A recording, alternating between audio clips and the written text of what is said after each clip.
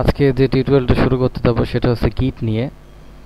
গিটে কিভাবে দক্ষ হওয়া যায়। তো গিট দিয়ে আসলে আমরা অনেক উপকার পেতে পারি। তো আসলে গিট কিভাবে কাজ করে, গিট শিখে আমরা কিভাবে এর থেকে উপকার পেতে পারি, সেইগুলো নিয়ে বিস্তারিত আলোচনা করা হবে।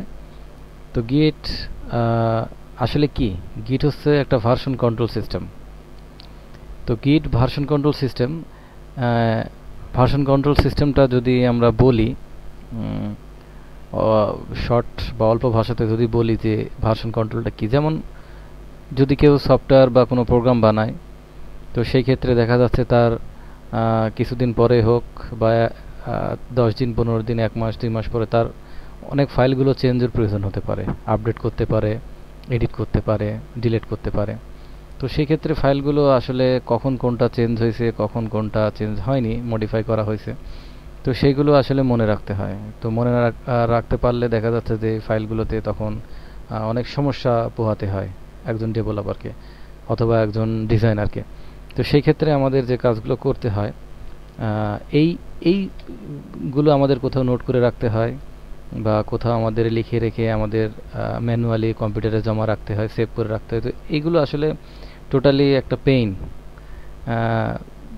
একটা যন্ত্রণাদায়ক জিনিস। তো এই সিস্টেমগুলো থেকে, সমস্যাগুলো থেকে উঠে আসার জন্য গিট আমাদের অনেক হেল্প করে। তো গিট আসলে গিট আমরা ভালোভাবে ইউজ করতে পারলে, গিটের কমান্ডগুলো আমরা সঠিকভাবে দিতে পারলে, তো গিট আমাদের এই সমস্ত আমাদের চেঞ্জ করা ফাইল কবে চেঞ্জ হয়েছে, কিভাবে চেঞ্জ হয়েছে, সমস্ত কিছু ইনফরমেশন সে তার নিজ সিস্টেমে রেখে দিতে পারে।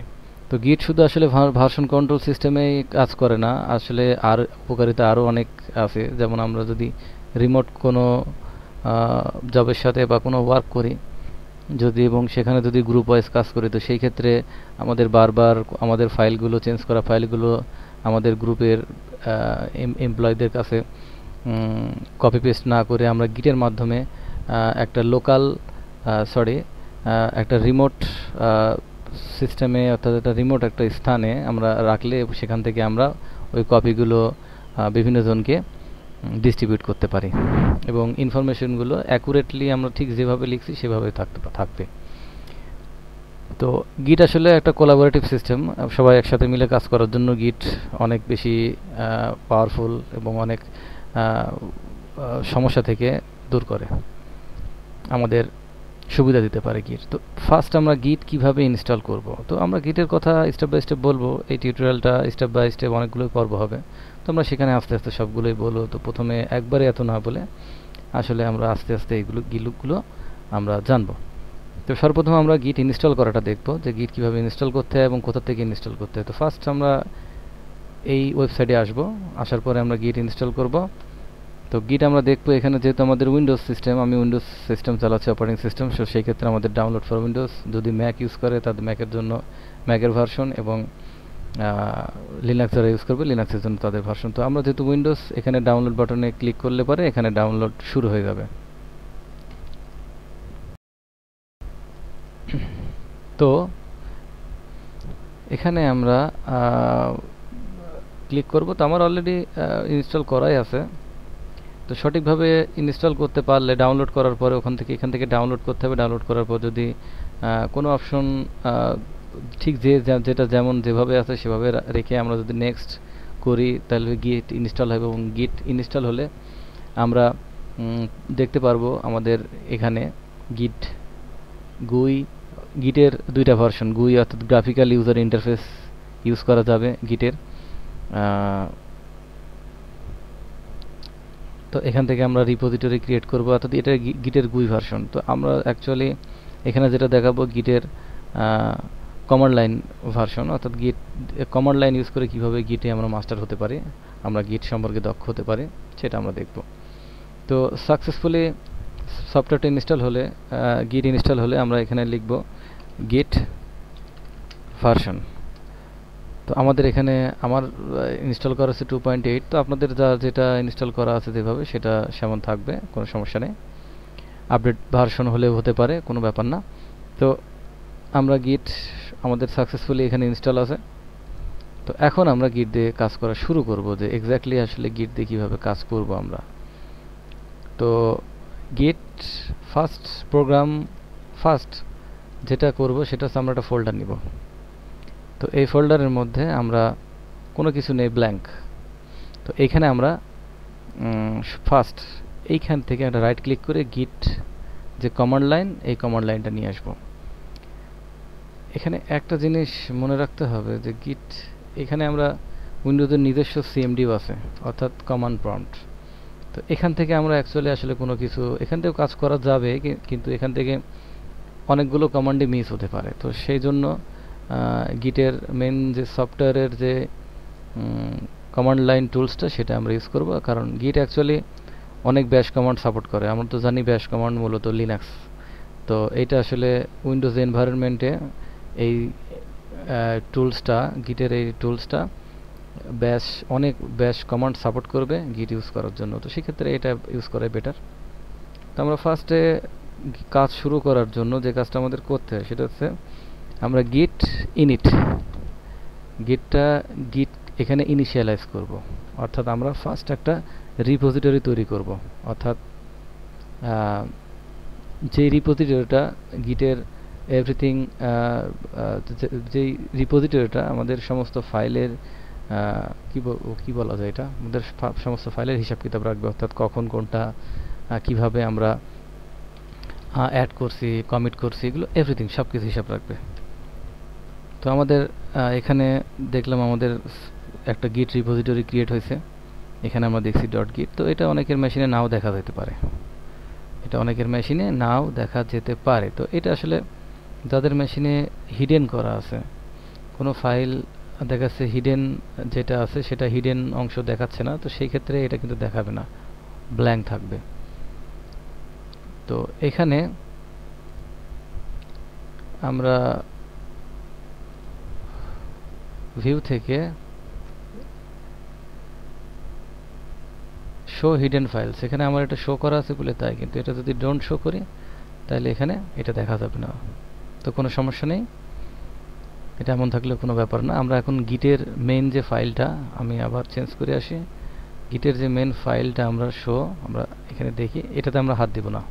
এটা আমরা পরে দেখব, যখন অ্যাডভান্স কমান্ডগুলো আসবে তখন আমরা এর কয়েকটা ফাইলে আমরা টাচ করব। বা আদারওয়াইজ এটা যদি কোনো অবস্থায় টাচ বা ডিলিট করি তাহলে আমাদের সমস্ত আমরা যতগুলো চেঞ্জ করব, এডিট করব, ডিলিট করব, সমস্ত হিসাব কিন্তু আর থাকবে না। তো সেই ক্ষেত্রে এটাতে হাত না দেওয়াই ভালো। তো এখানে আমাদের গিটের উইন্ডোটা একটু বড় করি, গিটের ব্যাশ উইন্ডোটা। তো এখানে আমরা একটা ফাইল নেই, এই ফাইলটা। তো এখানে ফাইল নেওয়ার আগে আমি একটু পেইন্ট সফটওয়্যারের হেল্প নিয়ে আসি এটাই অবস্থায়। তো আমি আগের থেকে এই জিনিসটা করছি, সেটা হচ্ছে মূলত এই তিনটা ধাপ। প্রথমে আমরা যখন কোনো ফাইল ক্রিয়েট করি, অর্থাৎ আমরা কিছুক্ষণ পরে এখানে একটা ফাইল ক্রিয়েট করব, সেটা যেই স্টেজ বা যেই এরিয়াতে থাকবে সেটা হচ্ছে ওয়ার্কিং এরিয়া আর আনস্টেজিং এরিয়া। এটা হচ্ছে ফার্স্ট।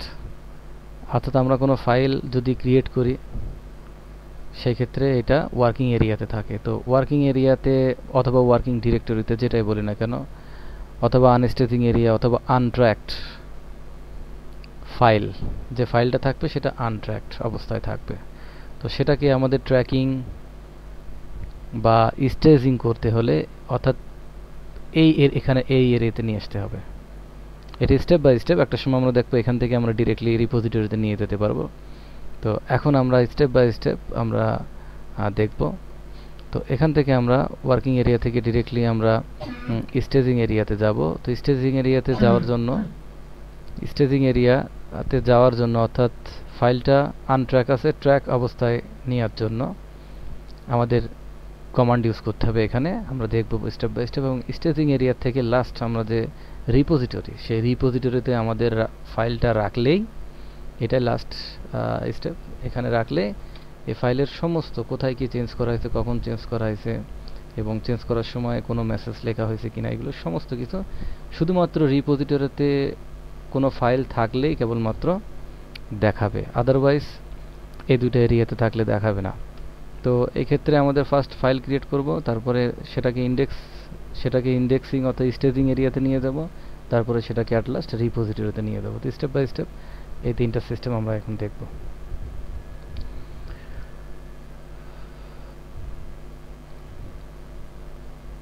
তো ফার্স্ট আমাদের এখানে কি করতে হবে, একটা ফাইল ক্রিয়েট করতে হবে। তো একটা ফাইল ক্রিয়েট করতে হবে, তো আমরা ফাইল ক্রিয়েট করি, একটা ফাইল আমরা ক্রিয়েট করি। সাপোজ এটার নাম দিলাম index.html, এটা যে কোনো নাম হতে পারে, কোনো সমস্যা নেই, আমি জাস্ট এটা দিলাম।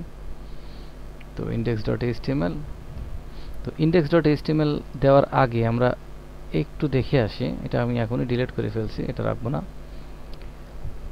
তো যে কমান্ডটা আমাদের সব থেকে বেশি ব্যবহার করতে হবে, অর্থাৎ ফাইল নেওয়ার আগে আমরা একটা কমান্ড ইউজ করব, সেটা হচ্ছে গিট। যেহেতু গিট ইউজ করছি, তো গিট কিওয়ার্ডটা আগে দিতে হবে। তারপরে স্ট্যাটাস, অর্থাৎ গিটের স্ট্যাটাসটা কি অবস্থানে আছে, অর্থাৎ আমাদের এই ডিরেক্টরিটা কি অবস্থানে আছে। আচ্ছা, গিটের এখান থেকে আমাদের যে মেসেজটা ইনফরমেশনটা দিচ্ছে অন ব্রাঞ্চ মাস্টার, ব্রাঞ্চ নিয়ে পরবর্তীতে অনেক কথা হবে। এখন জাস্ট মনে রাখতে হবে বাই ডিফল্ট, অর্থাৎ অরিজিনাল বা প্রাথমিক স্টেজে শুরু করলে যেটা প্রথমে আসে সেটা হচ্ছে, যে ব্রাঞ্চে আমরা কাজ করি সেটা হচ্ছে মাস্টার ব্রাঞ্চ থাকে। তো এখানে ইনিশিয়াল কোনো কমিট বা কোনো কমিট এখানে হয়নি, এই কারণ এখানে ক্লিন, এখানে এটা ক্লিন। তো এখানে আমাদের এই মেসেজটা দেখাচ্ছে যে এটা আমরা এখন ব্রাঞ্চ মাস্টারে, এখানে কোনো কিছু কমিট করার জন্য কোনো কিছু নেই। তো আমরা কমিট এখান থেকে আমরা দেখলে যেটা বুঝবো, কমিট করব পরে, কমিট করলে সেটা রিপোজিটরিতে যাবে। তো ফার্স্টে আমরা ওয়ার্কিং এরিয়াতে থাকি, ওয়ার্কিং এরিয়া থেকে আমরা যদি কমান্ড দিই গিট অ্যাড, যে ফাইলটা নিলাম সে ফাইলের নেম অনুযায়ী নামটা দিলাম, তাহলে এটা স্টেজিং এরিয়াতে আসবে। স্টেজিং এরিয়া থেকে যখন আমরা কমান্ড দিব গিট কমিট এম, এটা হচ্ছে মেসেজ, এটা হচ্ছে এম মেসেজ, এবং মেসেজটা আমাদের স্ট্রিং এর মধ্যে লিখতে হবে। তো এই কমান্ডটা ইউজ করলে আমরা ফাইনালে রিপোজিটরিতে যাই পৌঁছাবো। তো আর রিপোজিটরিতে থাকলে সমস্ত ফাইলের হিসাব কিতাব থাকবে, আমরা কখন কোথায় চেঞ্জ করছি, কোন সময় চেঞ্জ করেছি, কোন সময় ডিলিট করছি, কোন সময় আপডেট করছি, সমস্ত হিসাব। তো আমরা ফার্স্টে যেটা দেখতে পাচ্ছি, দেখুন ডিরেক্টরিটা ক্লিন আছে এবং কোনো কিছুই কমিট করার জন্য নেই। তো ওকে, আমরা এর পরবর্তী পর্বে আমরা দেখব কাজগুলো।